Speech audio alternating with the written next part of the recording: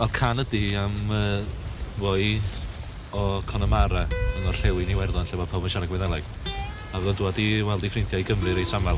A bob tro mae'n dod yma, mae'n ei ffordd o hwyl a mae'n creu hanes ar ei ôl o yn bob man. Mae'n fydd, ti'n Mae'n fydd, a mae'n bod hefyd, a mae'n berson o gig a gwaed. John Joe Flaherty. Iwe. Sydd â chi.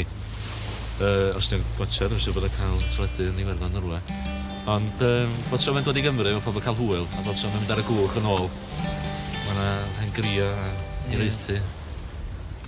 Oes. So, mae yna gan amdano fo wan. A da ni, wel, ffordd dwi'n gweld bethau yng Nghymru, o bethau llawer mwy hwyliog a fel gorllewin Iwerddon ac fel Llydaw hefyd cyn adeg yr diwygiad methodistaidd capal, lle.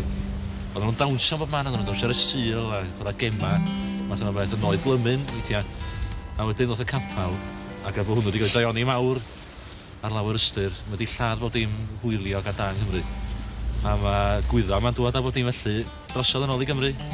A sy'n ni'n mond yn medru dal yn gafal yma fo, cyn iddo fo ddiflannu, so bod dim yn iawn yng Nghymru fysa. A dyna wedi arwyddocaad y gan os osa arwyddocaad i fi. Ni'n gwybod hynna. Ia.